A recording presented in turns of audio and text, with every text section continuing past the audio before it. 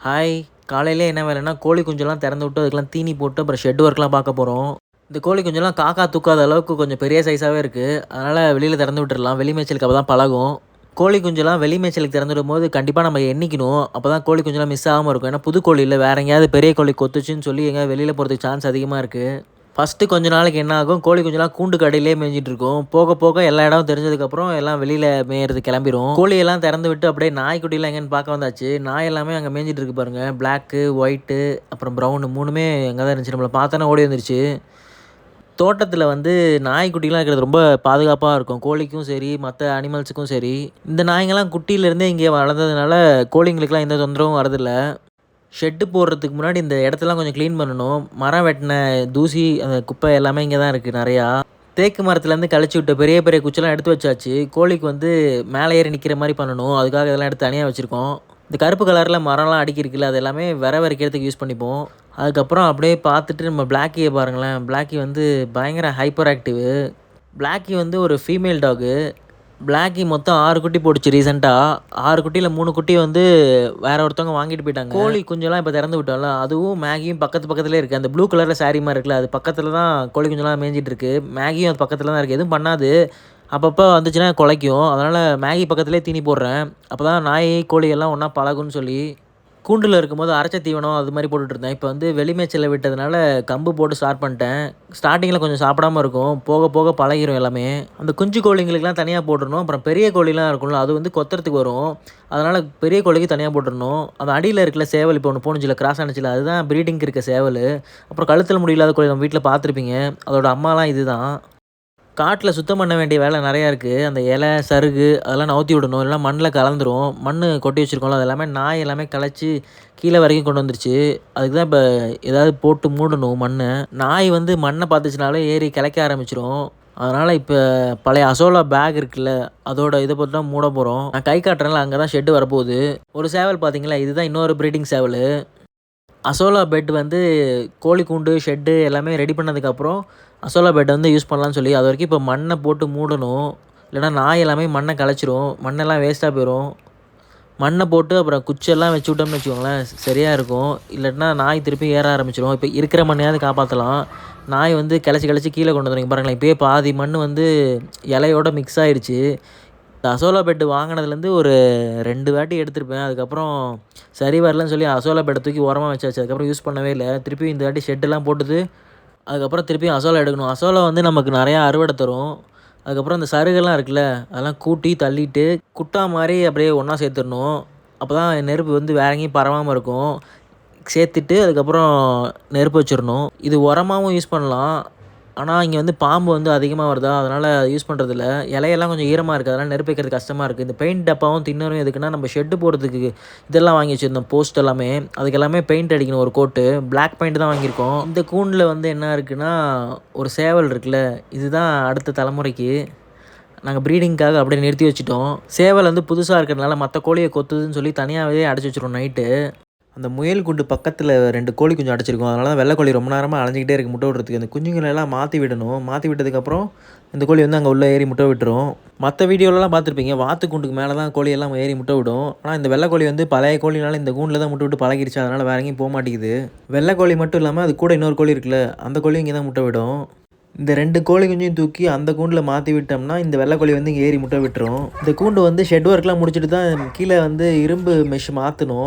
வெள்ளை கோழி வந்து ஒரு வழியா கூண்டுக்குள்ள ஏறிடுச்சு. கூண்டுக்குள்ள இருக்கிறதுனால வீடியோ எடுத்தா பறக்காது இந்த கோழி. மத்த டைம்ல வீடியோ எடுத்தா எங்கேயும் ஓடிரும். ஓகே, நெக்ஸ்ட் வீடியோல பார்க்கலாம். பாய். வெள்ளை கோழி முட்டை விடுறது வந்து அப்புறமா பார்க்கலாம். அதுக்குள்ள நம்ம கூட்டி தள்ளணும்ல, அது எல்லாத்தையும் எரிக்க போறோம் இப்போ. மழை வரத்துக்குள்ள இது எல்லாத்தையும் எரிச்சிட்டோம்னா கொஞ்சம் நல்லாயிருக்கும். கொஞ்சம் கொஞ்சமா வெவ்வேறு இடத்துல குப்பையெல்லாம் இருக்குல்ல, அது எல்லாத்தையும் ஒண்ணுபடுத்தி அதுக்கப்புறம் எல்லாத்தையும் எரிக்க ஆரம்பிச்சாச்சு. இது கொஞ்சம் வேலை அதிகமா தான் இருக்கும். பாதி மரம் வந்து எரியாது, எல்லாம் ஈரமா இருக்கு. இப்போ கொஞ்சம் எரிஞ்சிரும். அப்புறம் மீதி எல்லாமே மழை வந்து நின்னதுக்கப்புறம் காஞ்சிரும். காஞ்சதுக்கப்புறம் திருப்பியும் எரிக்கணும். இது கொஞ்சம் வேலை கொஞ்சம் இழுக்கிற வேலை தான். ஏன்னா மழை காலம்னால வேலை அதிகமா தான் இருக்கும். இந்த வீடியோலாம் நல்லா பத்திரமா பார்த்துக்கோங்க. இப்போ காடு எப்படி இருக்கு, அதுக்கப்புறம் திருப்பி ஷெட்டெல்லாம் போட்டு ஃபார்ம் எப்படி மாறுதுன்னு சொல்லி ஃபுல்லா பாருங்க. நல்லாயிருக்கும்.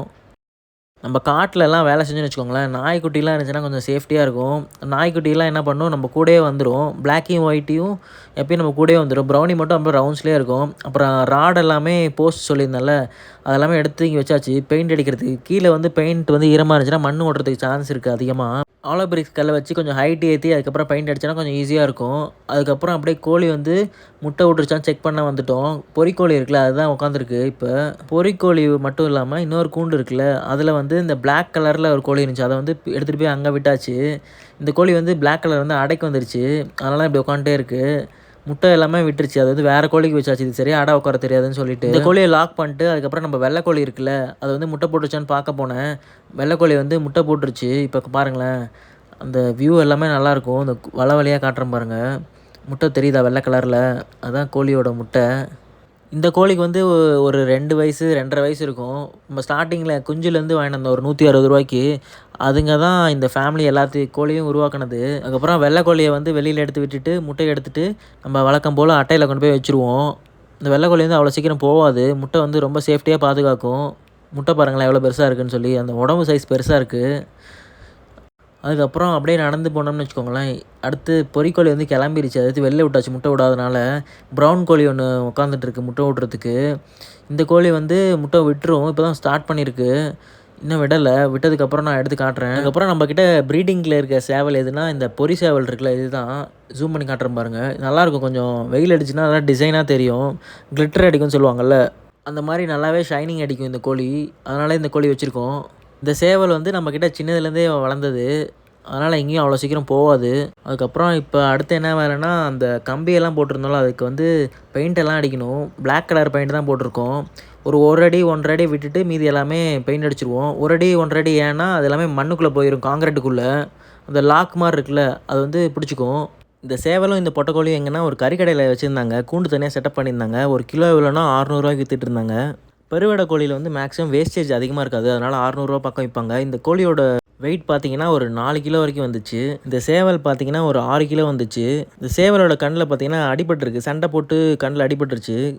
நாட்டுக்கோழிய விட பெருவெடை கோழி தான் கிராமத்து சைட்லாம் அதிகமா வளர்ப்பாங்க. வேஸ்டேஜ் வந்து அதிகமா போகாதுன்னு சொல்லிட்டு. நம்ம வீட்ல வளர்த்து கடையில குடுத்தாலும் ஒரு நல்ல பிரைஸுக்கு தான் எடுத்துப்பாங்க. வேஸ்டேஜ் அதிகமா இருக்காது. இந்த கூண்டு செட்டப்புமே நல்லா இருந்துச்சு. மேல 2 கோழி, அப்புறம் கீழ வந்து ஒரு பார்ட்டிஷன் மாரி இருக்கு. அதெல்லாம் வச்சிருந்தாங்க அந்த கறிக்கடையில. இந்த சேவல் மட்டும் இல்லாம வெளியில வந்து ஒரு கூண்டு இருந்துச்சு. அதுல வந்து 2 சேவல் இருந்துச்சு. இந்த வெள்ளை கலர்ல ஒரு சேவல் இருக்குல்ல, இது வந்து பக்கத்துல போனாலும் ஆடவே இல்ல. அப்படியே சிலை மாரி நின்னுட்டே தான் இருக்கு. இது ஒண்ணும் 3 கிலோ வந்துச்சு. இதோட விலையும் கிலோ ரூ. 600க்கு வித்தாங்க.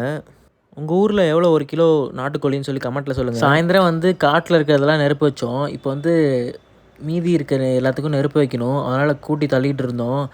இது எல்லாமே காஞ்சு போச்சு சருகு எல்லாமே. நைட் நேரத்தில நெருப்பு வச்சோம்னா, கோழிக்கு கொஞ்சம் டிஸ்டர்பன்ஸ் இல்லாம இருக்கும்னு சொல்லி நைட்ல வச்சுட்டோம். நைட்ல நெருப்பு வைக்கும்போது ஒரு சேஃப்டியோட பார்த்துக்கணும். பக்கத்தில தண்ணி வச்சுக்கணும். இல்லன்னா நெருப்பு வந்து மத்த இடத்துக்குலாம் பரவிரும். பக்கத்தில வீடு எல்லாம் இருக்கு. அதனால நம்ம சேஃப்டியா பக்கத்தில பக்கெட்ல தண்ணி எல்லாம் வச்சுட்டு தான் நெருப்பு வைக்கணும். இப்போ பக்கெட் காட்டுறேன் பாருங்களேன். அதில தான் தண்ணி எல்லாம் வச்சிருப்பேன் நானு. அந்த பக்கெட் இருக்குல்ல வெள்ள கலர் பெயிண்ட் டப்பா, அதெல்லாம் தண்ணி இருக்கு. டக்குன்னு எடுத்து அணைச்சிரணும். இந்த சருகு எல்லாமே எதில தள்ளுவோம்னா, இது பார்த்துருப்பீங்க நெறையா படத்துலலாம் வரும். இலையெல்லாம் தள்ளிட்டு இருப்பாங்க. அது வச்சு நாங்க இழுத்து, அதுக்கப்புறம் நெருப்பெல்லாம் எரிச்சிருவோம். அது வந்து இரும்புல செஞ்சது. அதனால நெருப்புல பட்டாலும் ஒண்ணும் ஆகாது. பிளாஸ்டிக்கா இருந்துச்சுன்னா எரியறதுக்கு சான்ஸ் இருக்கு. அதுக்கப்புறம் நம்ம ப்ரௌனி இருக்குல்ல, அது வந்து நம்ம கிட்ட வந்துருச்சு. என்ன வேலை பண்றான்னு சொல்லி, ரவுண்ட்ஸ்லயே தான் இருக்குன்னு சொல்லியிருந்தேன் முன்னாடியே. அதே மாரி எல்லா நாயுமே நம்ம நெருப்பு எரிக்கிறத பார்த்துட்டு பக்கத்திலேயே தான் இருந்துச்சு. நெருப்பு எரிச்சு முடிச்சு, நம்ம வேலையெல்லாம் முடிக்கிற வரைக்கும் கூடயே தான் இருக்கும். நீங்களும் நாயெல்லாம் வளர்த்தீங்கன்னா, கண்டிப்பா நல்லா பாதுகாப்பு, அது எல்லாமே சேஃப்டி எல்லாமே பண்ணி குடுத்துரும் நாயி. அதனால கண்டிப்பா வளர்க்கலாம் நாய் எல்லாமே. நம்ம பெயிண்ட் அடிப்போம்ல, அதுக்கு மேல தான் கோழிகள்லாம் அடையும். இங்க பாருங்க லைட் அடிச்சு காட்டுறேன். எல்லா கோழியும் இங்க தான் அடையும். கொஞ்சம் கோழி வந்து கூண்டுல அடைஞ்சிரும். மீதி எல்லாமே வெளியில வந்து மரத்துக்கு மேல ஏறிரும். மரத்துக்கு மேல ஏறுறது கொஞ்சம் நல்லதா இருக்கும். இயற்கை சூழலோட ஒத்து போயிரும். மழை பெஞ்சாலும், வெயில் அடிச்சாலும் இந்த கோழிக்கெல்லாம் நோயெல்லாம் அவ்வளோ சீக்கிரம் வரவே வராது. இதுக்கப்புறம் இன்னொரு கூண்டு இருக்கு. இன்னொரு கூண்டுல வந்து முயல் மேல இருக்கும். நீங்க முன்னாடியே பார்த்துருப்பீங்க பழைய வீடியோல. இதுல ஒரு 4 முயலு, அதுக்கப்புறம் இன்னொரு கூண்டு இருக்கு. அதுல ஒரு 3 முயலோ, 4 முயலோ இருக்கு. இதுல வெள்ள கலர்ல ஒரு முயல் இருக்கும். அதுக்கு மட்டும் தான் ரெட் கலர் ஐ. இது மீதி எல்லாத்துக்கும் லைட்டுனால கண்ணு வந்து ரெட் கலர்ல தெரியுது. அதுக்கப்புறம் பழைய காலிஃப்ளவர் இருந்துச்சு கொஞ்சம். அத எடுத்து போட்டாச்சு. ஒயிட்டி வந்து கடையில போய் சிக்கன்லாம் சாப்பிட்டுட்டு இப்ப தான் வருது. மீதி 2 நாய் இங்க இருந்துச்சு. நாய்க்குட்டிலாம் கொஞ்ச நேரம் விளையாடும். அதுக்கப்புறம் கடையில போய் சாப்பிட்டுட்டு, திருப்பி நைட் நாங்க வீட்ல கொஞ்சம் சாப்பாடு வைப்போம். சாப்பிட்டதுக்கப்புறம் தோட்டத்த பார்த்துக்குவோம் நைட்டு ஃபுல்லா. நைட்டு ரொம்ப இருட்டாயிடுச்சு. அதுக்கப்புறம் வீட்டுக்கு கிளம்பியாச்சு. வீட்ல வந்து ஒரு 3 நாய்க்குட்டி இருக்குன்னு சொல்லியிருந்தேன்ல, இது எல்லாமே பிளாக்கியோட குட்டி. பிளாக்கி வந்து நைட்டு பால் குடுக்க வந்துருச்சு. அதுக்கப்புறம் இந்த சாக்குல வந்து என்ன இருக்குன்னு சொல்லி நெக்ஸ்ட் வீடியோல போடுறேன். வாத்து வந்து புதுசா வந்திருக்கு நம்ம ஃபார்முக்கு. இந்த வாத்தை வந்து நம்ம கூண்டில் விட்டதுக்கப்புறம் நான் நெக்ஸ்ட் வீடியோவில் அப்டேட் பண்ணுறேன். இது வந்து ஒரு ஆண் வாத்து. புதுசாக பார்க்குறோம், சப்ஸ்கிரைப் பண்ணிக்கோங்க. பாய். நெக்ஸ்ட் வீடியோவில் பார்க்கலாம்.